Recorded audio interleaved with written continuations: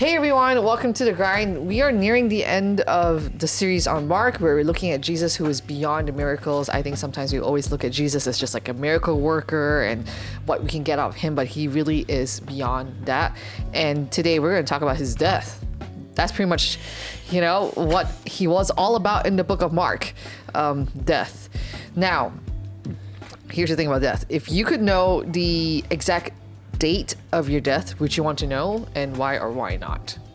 Yes, so I can plan for it and use the remaining time most effectively. Like shift priorities. Have you heard of the Aesop fable, the ants and the grasshopper? I feel like, I know the fable, but I don't know, I forget the story behind it. So the grasshopper comes to beg the ants for food near late autumn. autumn. I remember. And the ants ask him, well, how come you haven't stored any food? And the grasshopper said, I was too focused playing music. I remember. And then if the grasshopper knows he won't survive like until winter, then of course he can focus on playing music and no need to store food. Yeah. Shouldn't it be a cricket then if it's music? Okay, never mind. You hear the tiny fiddle that I'm playing.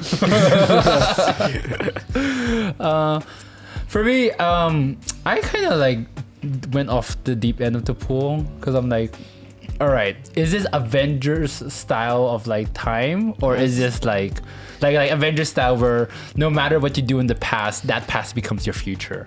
Time doesn't work that way. Changing the past doesn't change the future. No, Right? this is, you just know the Or date. is this like Back to the Future that whatever you do in the past affects your current future?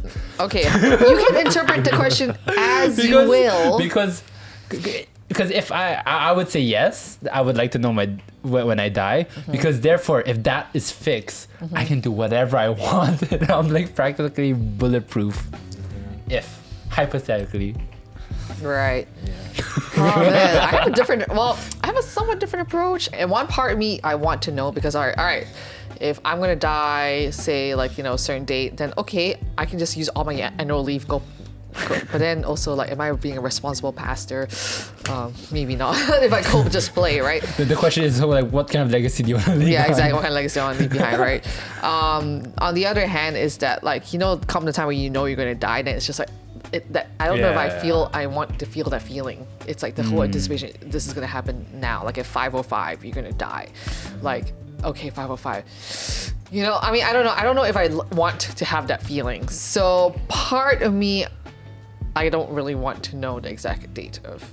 But then think about it. You can like rub it in, like, hey, I'm going to heaven now. You're still here. And what kind of legacy am I leaving behind? Yeah. Then the next question would be, do you want to live forever? Like, what comes to your mind when you think about the question? Very depend on what that forever is like. So True. it's like, am I repeating today forever? Oh, it's a Groundhog Day. Or I'm still in my 30s, but then I can live forever, or I go beyond 100 years old and become very, very, very, very old. Oh, like quality of life sucks. Yeah. True. That depends on what the forever is. Yeah. I think to relate to that last point, what I remember is the Green Mile, the movie. Yeah. It's the one where basically, long story short, the main character gets gifted like really long life, which at first seems like it's a good thing, but then he sees a bunch of his like relatives and children's children die. Yeah. Then it gets revealed that that's actually a curse, that it was actually a punishment to him. So I guess, no, I don't want to live forever. Oh, I saw that book differently from you, because I was like, oh, he's living forever. I mean, well, anyways, it was more like he got to extend his life. And anyways, we digress. I mean, I have different views about that book, but I would say, yeah, I think I used to be very apprehensive about the idea of living forever. It's just like, am I gonna be bored? I think that's one of the questions. Oh, like The Good Place. Yeah, exactly. And just like, what am I going to be doing? I think just the idea of like, I have all this time on my hands, like it's never gonna come to an end. Like, do I have like?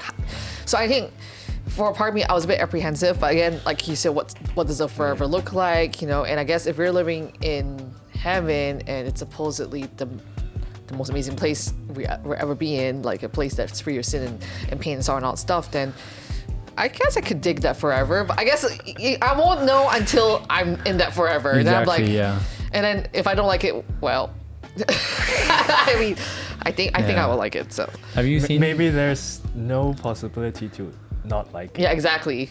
Oh, Yeah. that's a huge gamble. All right. Okay. So now Jesus, he predicted his death 3 times, so he already knew what's gonna happen. In fact, he already knew how he was gonna die.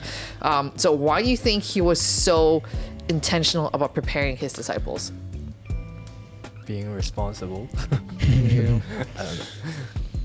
I think it was like I'm remembering this scene from The Office. It's a very specific scene. Do you remember? Have you watched The Office?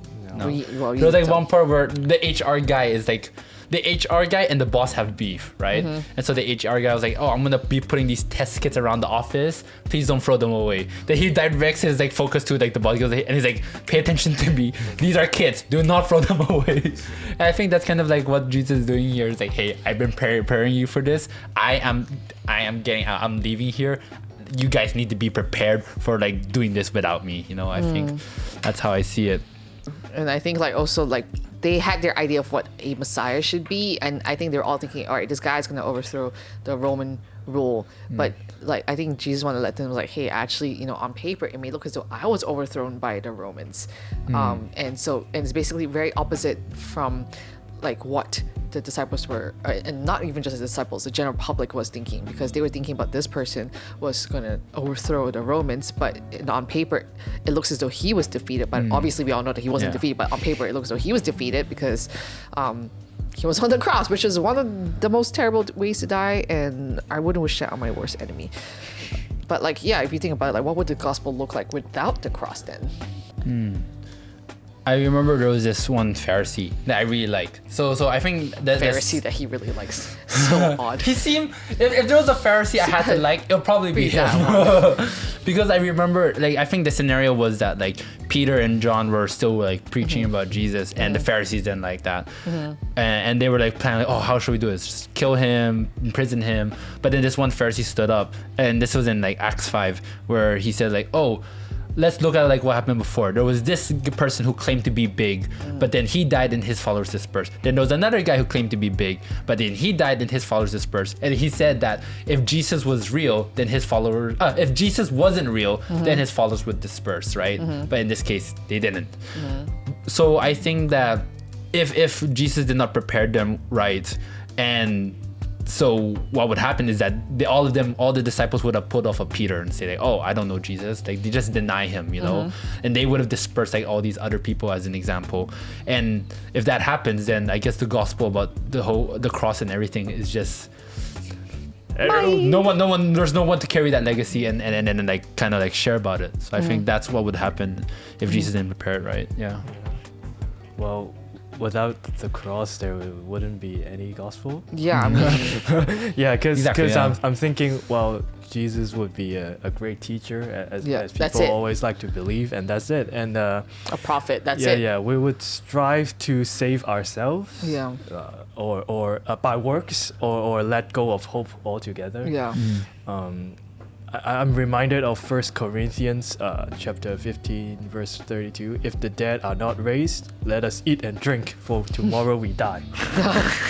Yeah, and we'll let go of hope altogether. We'll do all the pleasures, and then and also crush under the weight of the law and the sin. Yeah.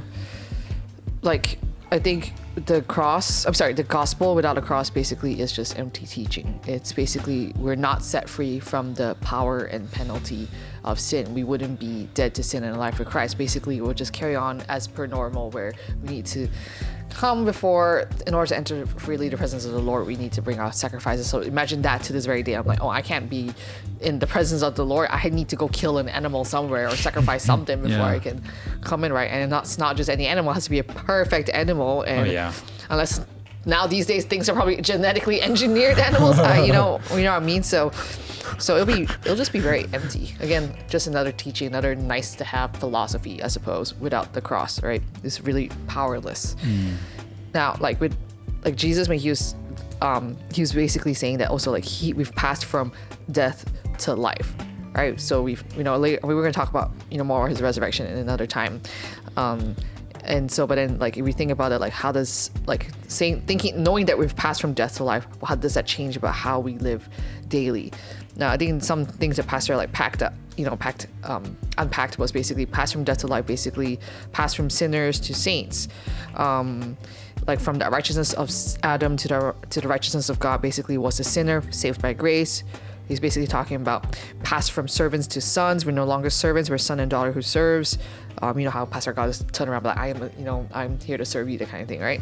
And then finally, like pass from being cursed to blessed. So yeah, how does this change? What does this change about how we live daily, knowing all of this? Still figuring that out continuously. Yeah. I think like it's a head knowledge of just knowing at first that we are now exposed to a more privileged and lifestyle that has more benefits, I guess. But that's like a head knowledge thing, and so it's like gotta get your heart to like believe it like wholly, I guess, and then that way you can thoroughly live it out. I think like really important, like the Bible says, like we need to have a renewed mind, right? And that Bible verse we all use in baptism, the old creation's gone, the new the old's gone and new's here, right? So yeah, you gotta get rid of the old. Yeah. I think I liked how actually Pastor broke it down so clearly for me. Is basically we're a sinner because of Adam, so we sin because we are a sinner, not because like what we do defines who we are. It's basically who we are is related to what we do. So we are righteous not because of by our own things, but because Christ, gave us his righteousness. So I think it's like understanding that just makes me like, see in a way where it's like, okay, well then, so my actions stems from who I am. So who I believe I am will have a huge part to play on how I behave. So if I believe that I am truly a sinner, then I think I'm going to act out of that. And everything that I feel is going to be like, oh, whatever I touch is going to go to trash, blah, blah, blah. But if I believe that I'm a child of God, I'm serving not because I'm trying to like earn merit, but because this is, I'm a son of God. Oh, sorry, I'm a son. I'm a daughter of God who serves, right? Because that's just her heart's desire to God be the glory. So I think this is a really good, I guess, framework to have of being passed from death to life is, hey, we're no longer this, we are this, and this is our identity. How do we live out of that? But the thing is, like, I think, there are many Christians today. I don't know if this is, maybe something that you perceive as well. That now I don't know if many Christians today live as if death is defeated. What do you guys think? I think yes, most Christians live as if death is defeated, but not all Christians, and at the same time, not every Christian all the time. Does that make sense?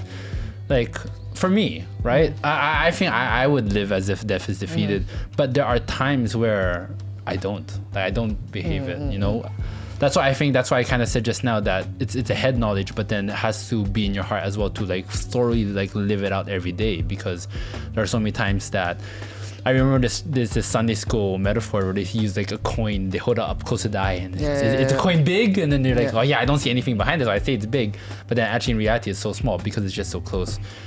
And that reminds me of exactly like Peter when during the storm, right? When Peter said like, "Oh Jesus, call me out into the ocean if you wish," or something like that. What was it?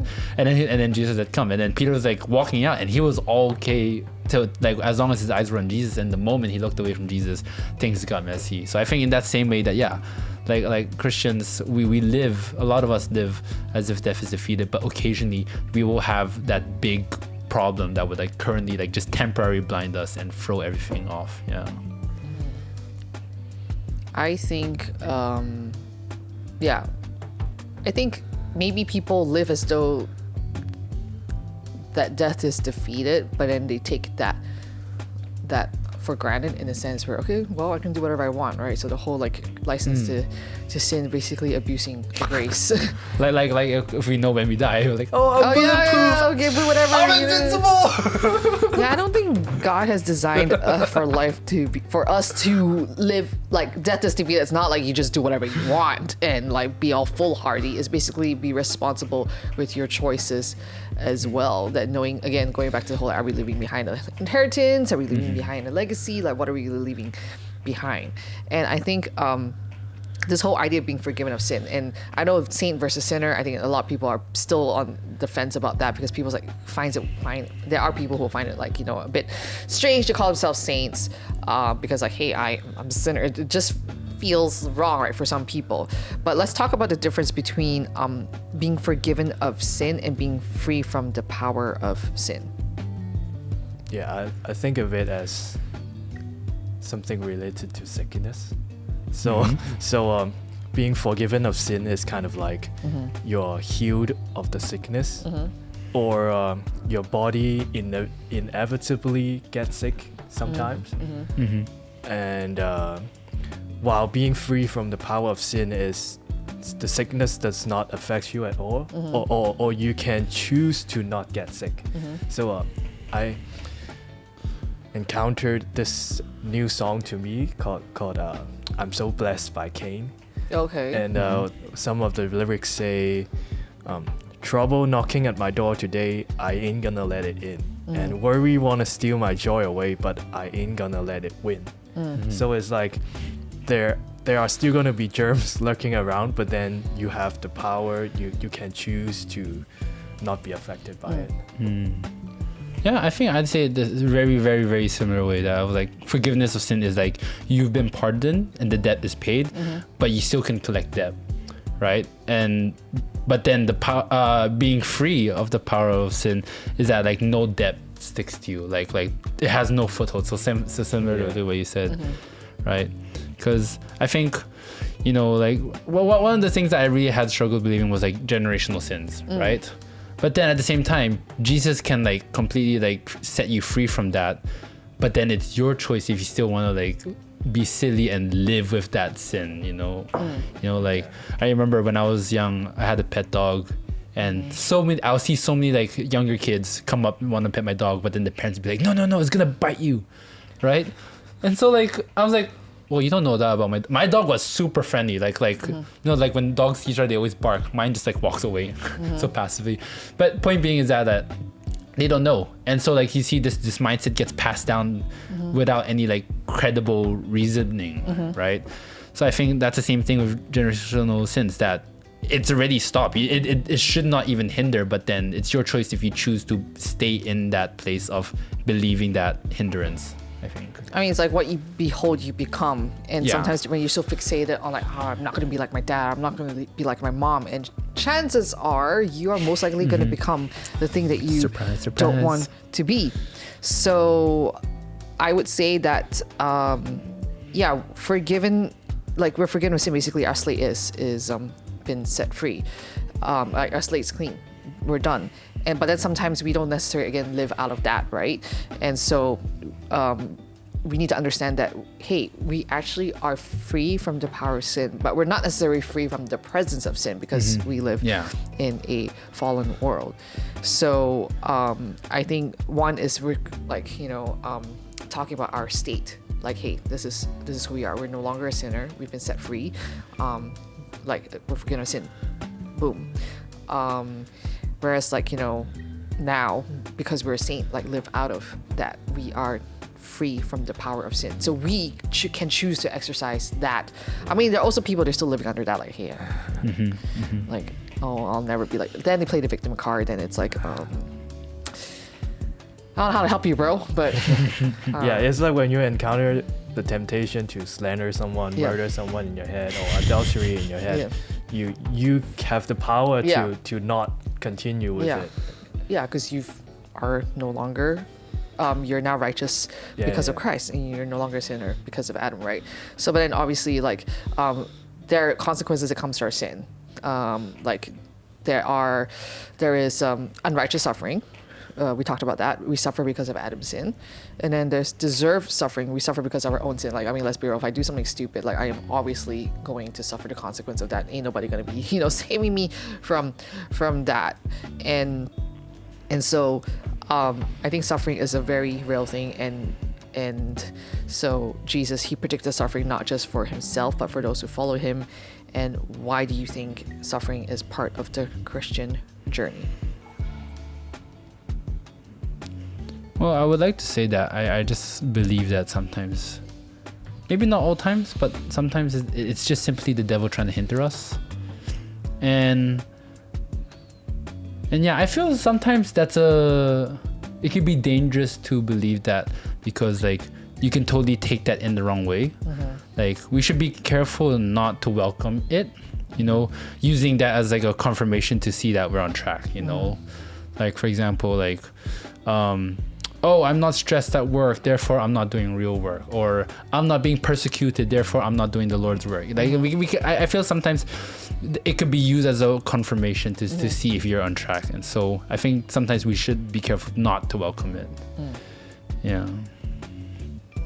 Yeah, I wonder about this often too. And then when you think about suffering in the world, I think it boils down to because the world is broken and there is evil and there's sin. So you have, like what Pastor has said, other people sin, then you suffer, and you also have your own sin and you suffer. And then when you're a Christian, you're trying to go against the world as well, go against the devil. So there's the extra layer of suffering because you're trying to resist the devil. And it ain't easy being Christian, that's for sure. But like, even when we go through suffering, like, which part of like the story of Jesus encourages you? I really like but it speaks out to me when Jesus was praying and he started sweating blood. Like, I was like, that's a sight. That's a sight to crazy. behold. Like, the anguish he was feeling at that moment. And I feel my main takeaway is that, like, you see, it's the whole "this too shall pass," and in the grand scheme of it, that was the plan all along. And yet, still, Jesus kind of went through with it. And so, if he can do it, so can we. I don't know. We can, but can the body follow through? I don't know. Yeah. Well, I mean, the whole story is very incredible. Like, from when he accepts the priest and the soldiers coming in to capture him, and then don't fight back, and then pray. Yeah, as you said, pray, and although the cup is very bitter, like, Lord, have your way, and then carry the cross, and then when he is questioned by Pontius Pilate, he didn't really like debate himself out of it, and whatever he said, what you say it is, and then carrying the cross and hang on the cross and talk to the two thieves, thieves? Criminals.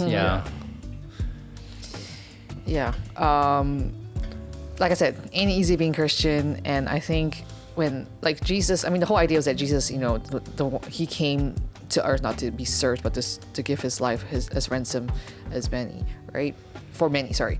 And so for him, he came to our level to understand us, to be with us, to basically like understand what we've gone through, right? And so I think the suffering that we go through, obviously compared to what he's been through, is like a smidgen. Like, we won't find ourselves, on the cross bearing the sins of the world upon our shoulders.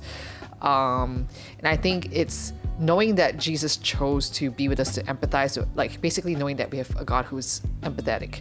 I think that really encourages me. And yes, like the suffering hurts, and yes, sometimes we're like, Lord, what am I waiting for? It's like, I think there was something that I saw on Insta recently, is that a waiting season is never a wasted season. And it's kind of just like, yes, Jesus went through this, but you're not alone.